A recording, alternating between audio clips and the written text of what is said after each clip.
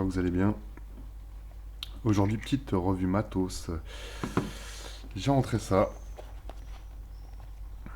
L'Aromamizer Supreme RDTA de Steamcraft. Donc déjà, je l'ai commandé chez Diane Vap. Parce qu'il m'intéressait beaucoup. J'aimais bien celui d'avant. Et voilà, je me suis fait un petit plaisir. Et puis, bah, on va regarder ce qu'il y a dedans. Donc, packaging, hein, comme d'habitude. Petite boîte en carton. Notre atomiseur qui est ici. On met de côté, on va regarder ce qu'il y a dans le packaging. Donc, comme d'habitude, un petit Pyrex de rechange. Très bien ça. Alors, une clé Allen pour démonter ces vis. Un jeu de spare avec, avec des vis, pas mal de. Bien complet, comme d'habitude, quoi. Voilà, bon, il y a la notice en bas, on va pas regarder. Je vais vous expliquer ça tout de suite. Voilà, donc hop, on se met ça de côté. Voilà notre râteau. Déjà une belle gueule, je trouve. Il est bien costaud, hein. Donc c'est un diamètre de 25. Donc ça n'ira pas partout. Sur box, ça va dépasser un petit peu. Sur les box en 23 d'épaisseur. Donc le mieux, hein, ça va être des box comme ça, quoi. Une petite rollo. C'est super.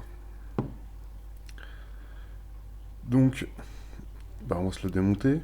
On va vous expliquer tout ça. Donc, hop, petit drip tip avec un maintien, un petit joint. Ensuite, bah, on va se dévisser ça. Donc, on va sortir du plateau. Donc, comme d'habitude, vous avez une petite réserve en fait. Si vous mettez trop de jus à l'intérieur, bah, ça va descendre là. Comme le principe de cet atomiseur. Le jus vient en dessous pour alimenter bah, le plateau en fait. Vous voyez les coils.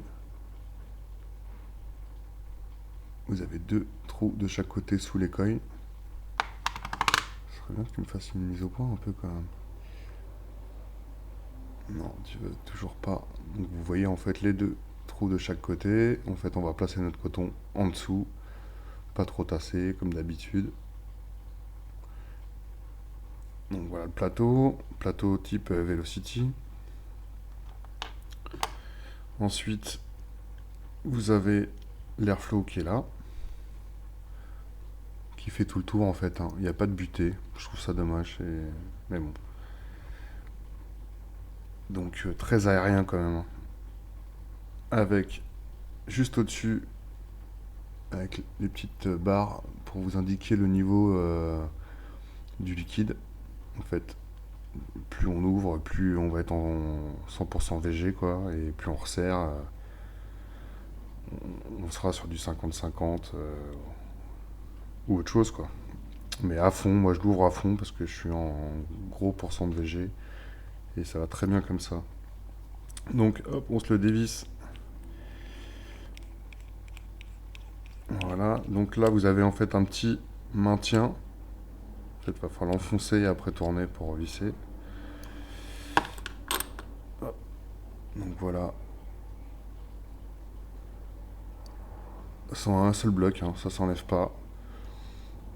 Vous allez avoir le juice control en fait. Je vais essayer de vous montrer à l'intérieur. Pas évident. Alors, en fait, si on tourne, vous voyez, ça se resserre. Ça se ferme complètement en fait. Hop. Là il est fermé. Et on vient l'ouvrir. Voilà. Donc c'est Franchement, il est pas mal, hein. Vous allez voir ça tout à l'heure quand on va vaper dessus. Mais c'est pas mal. Donc voilà, ensuite, bah, votre Pyrex, hein. Voilà. Alors vous avez ça qui s'enlève aussi, le top cap, si j'y arrive. Ouais. Voilà, avec un petit joint d'étanchéité juste au-dessus.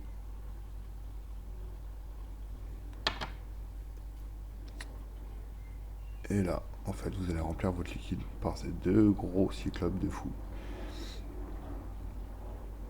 Voilà, bah écoutez, il est démonté. Je vous propose un petit cotonnage. On va le remonter un petit peu. Donc, pour le remettre, en fait, la base, vous allez remettre, vous avez une espèce de deux pattes qui dépassent. Et en fait, il va falloir leur rentrer en face des coils. Quoi, des airflows, pas des coils. Des airflows là. Donc, en fait, juste le positionner comme ça. Et en fait, le pousser pour le rentrer. Et en fait, cette partie-là va venir bloquer le tout, quoi. Comme ça. Voilà. Donc là, vos coils sont en face des airflows, pile en face. Donc, on va démonter. De toute façon, on va faire un petit cotonnage. Hop là, on va se mettre ça sur une box.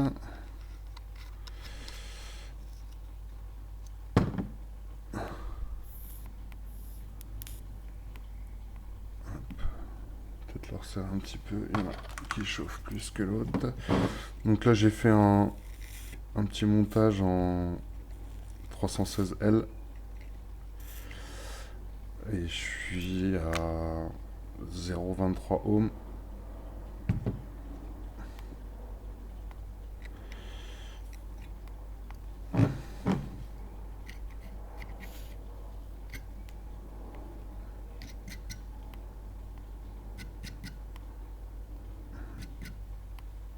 C'est mieux. Voilà, donc coton comme d'hab. Petit coton Kendo, le gold, qui est très très bien. J'ai cherché un autre coton là que il va falloir que je teste aussi. Je vous dirai ce que j'en pense plus tard. Donc un pad. Il est franchement super celui-là, quoi. Donc on va se prendre un bon bout de coton comme ça. On va se mettre ça de côté. On va séparer notre coton en deux.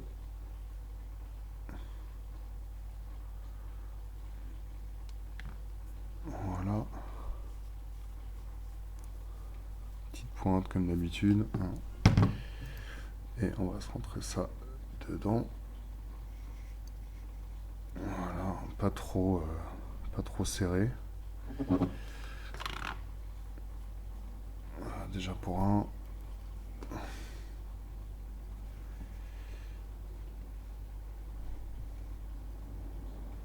Et le deuxième. On va se couper ça. Là, ça va être pas mal. Parce que le coton, vous allez venir le mettre à l'intérieur de la cuve. Donc faut pas en mettre trop non plus. Voilà. Il y en a peut-être un peu trop encore. On va couper un petit chouïa.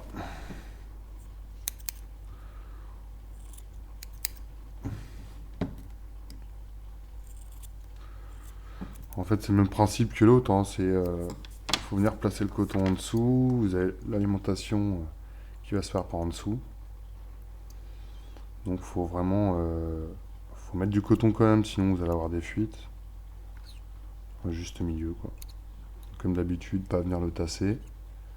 Juste le positionner sous les deux trous, en dessous des coils. Voilà, on est pas mal. très bien, avec le petit trou entre les coils. Voilà. Donc l'autre côté, on va faire la même chose. Voilà. Et voilà. Très simple. Il ne faut pas que le coton déborde, hein.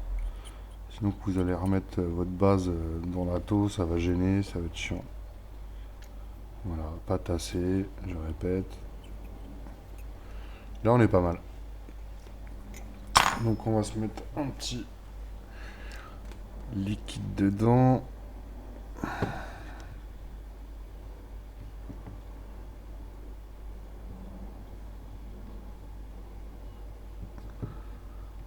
Voilà.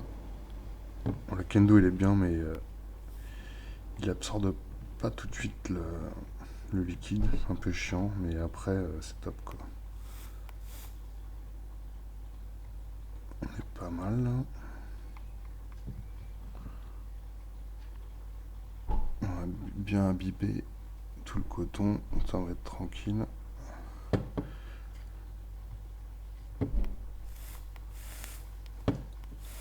Ça va plutôt bien. Bon, bah non, on se remonte. On va se remonter tout ça. Donc on dévisse. Hop là. Sans en mettre partout bien sûr. On va se rentrer notre base, comme je vous ai dit, à l'intérieur.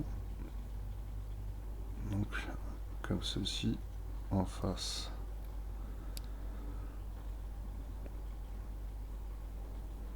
Non. Comme ceci. Voilà. Là, vous voyez votre coil devant l'airflow. Nickel quoi. Voilà, il est bien mis. Donc maintenant on va visser.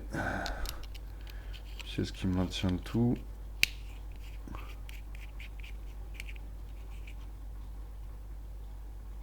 Voilà. Et on va se remonter le Pyrex. Donc le Pyrex, on le maintient.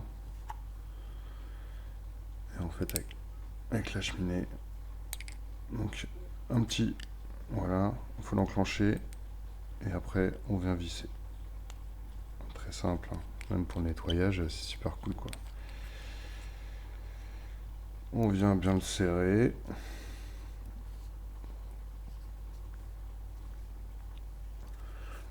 Voilà.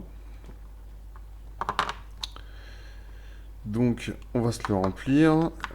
Le remplissage, très important, il faut vraiment fermer en fait l'airflow et on va fermer l'arrivée de jus aussi. Parce que sinon ça va pisser. Si vous pensez pas à le faire, ça va bien pisser quoi. Donc on remplit. Donc on a vraiment de la place, hein. Là je suis en grosse fiole. Il n'y a pas de souci, hein. Vous voyez là. Donc contenance 7 ml, donc des atos qui sortent juste avant la TPD, c'est bon ça quoi. Donc voilà, rempli, on va remettre notre top cap dessus. Donc je vous ai dit en taille il fait 7 cm.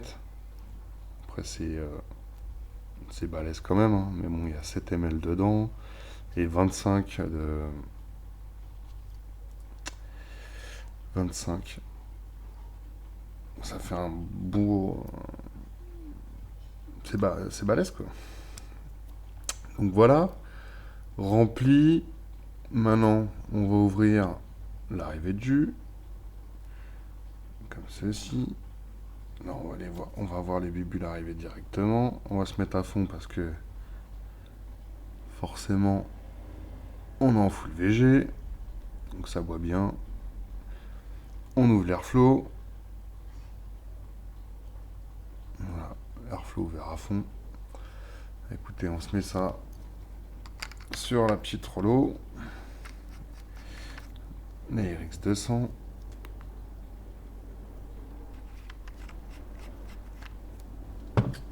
va dévisser un peu le pin.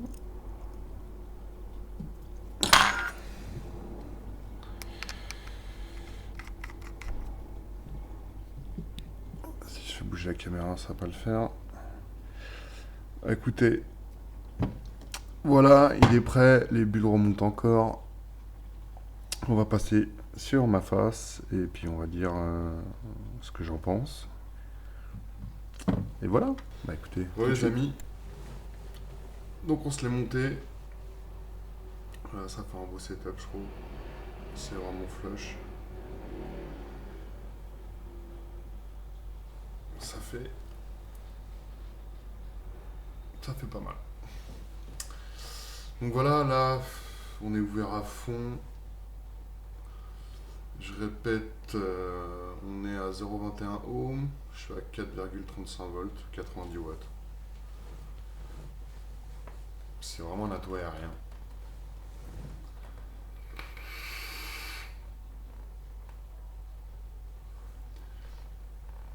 Un gros volume de vape comme d'habitude. Les arômes sont pas mal dedans.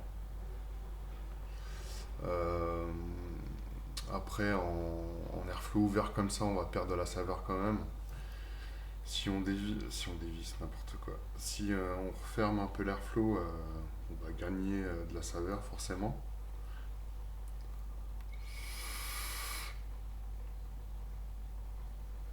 Ouais.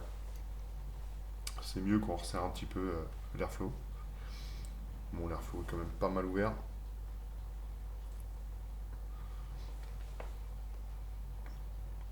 Il est vraiment pas mal.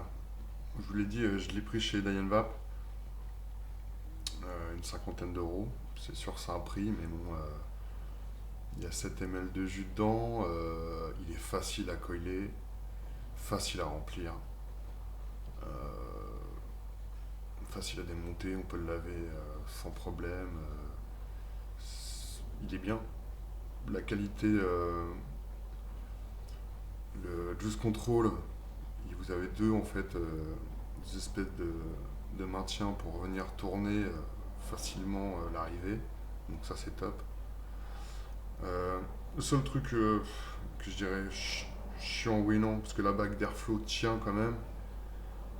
Mais par rapport à un Griffin, je vais parler le dernier Griffin 25, qui est une revue qui va arriver bientôt. La bague d'airflow, il y a des crans en fait. Et je trouve ça super bien quoi.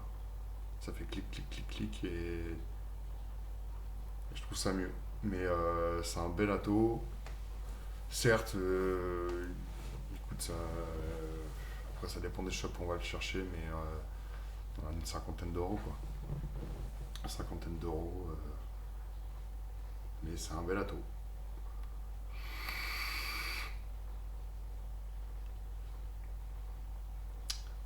Voilà les amis, écoutez, on a fait le tour. Bien sûr, bah oui, oui, je le conseille. C'est un bel ato. C'est un bel ato.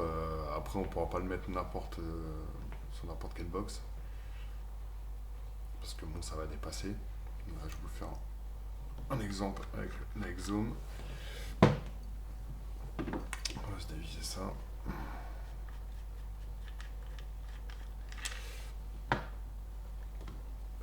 Sur la Exome. Sur la Exome, ça fait encore. Ça le fait encore. Vous voyez, ça dépasse. Même pas. C'est très bien. Sur Exome, c'est pas mal.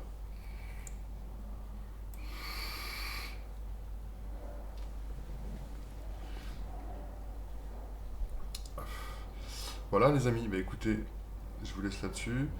Merci de me suivre, ça fait toujours plaisir. D'autres revues vont pas tarder à arriver. J'ai pas mal d'atos à vous présenter. Et puis un bon dimanche à vous. Allez, salut.